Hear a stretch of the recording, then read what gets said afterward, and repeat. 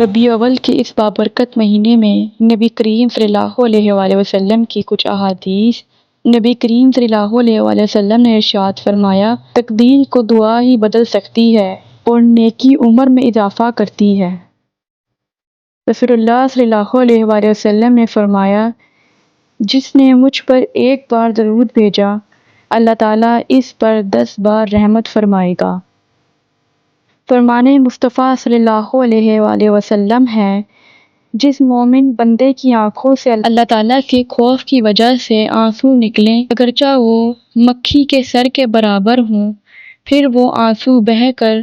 اس کے چہرے پر آ جائیں تو اللہ تعالیٰ اسے جہنم پر حرام کر دیتا ہے۔ اللہ تعالیٰ اپنے بندے پر رحم کرنے کے کوئی نہ کوئی بہانے ڈھونڈ لیتا ہے کہ اسے جہنم سے بچا لیا جائے اور دوزخ میں نہ ڈالا جائے۔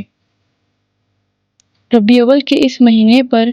ایک دعا ہے، سننے کی جو طاقت مجھے بخشی ہے یا رب، سننے کی جو طاقت مجھے بخشی ہے یا رب، پھر مسجد نبوی کی اذانیں بھی سنا دے، آمین۔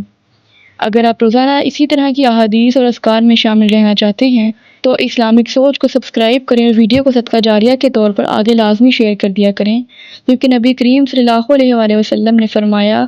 آباد رہے وہ شخص جو میری حدیث سنے اور دوسروں کو بھی ایسے ہی پہنچا دے۔